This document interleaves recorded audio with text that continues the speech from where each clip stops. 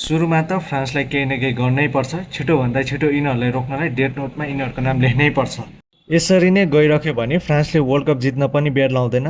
एक प्लेयरहरूको नाममा दानवहरू जनावरहरू छ जसलाई दयामाया भन्ने कुरा नै छैन। छुवा साढे अस्ट्रिच यिनीहरू सबै बौला भएर यिनीहरूलाई रोक्न गाह्रो भइसक्यो।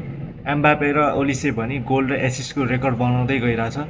एम्बापेको म्याड्रिड र फ्रान्समा छुट्टै छुट्टै भर्जन छ। हिजो जुन तरिकाले फ्रान्सको फर्मेसन थियो, डेम्बेले र बार्कोलालाई विङ्समा राखेर एम्बापेलाई फ्रन्टमा र सेन्ट्रल अट्याकिङमा ओलिसे देखिरहेको छु। यिनीहरूको कम्बो, यिनीहरूको मुभमेन्ट बिल्डअपले जुन तरिकाको गेम प्ले थियो नि, स्विडेन डिफेन्सहरूको कट्टुमा मुतको धारा निस्किरहेको थियो। डाइपर युज गरेर काम लागेको थिएन। ओलिसेले बायर्नमा हेरिकेनको लागि बिग चान्सहरू सप्लाईहरू क्रिएट गर्थ्यो भने त्यसको अगाडि फ्रान्समा अहिले एम्बापे राखिदिएको छ। यिनीहरूको कम्बिनेसनले डिफेन्डरहरूको धोती फाडेर राखिदिएको छ। जुन तरिकाको डिक्टेटर भाइ एम्बापेको पर्फर्मेन्स आइरहेको छ, यही टुर्नामेन्टमा हाइएस्ट गोल स्कोरर हुन्छ। गोल्डेन बुट त यसले स्योर लगि नै हाल्ने भयो। त्यति मात्र होइन, अझै यसको 2-3टा वर्ल्ड कप खेल्नै बाँकी छ। हरेक वर्ल्ड कपमा यो कोमाबाट उठेर आएर ब्याङ्गर पर्फर्मेन्स दिन्छ र प्रोबेबली वर्ल्ड कपको बेस्ट प्लेयर भन्दा नि फरक पर्दैन।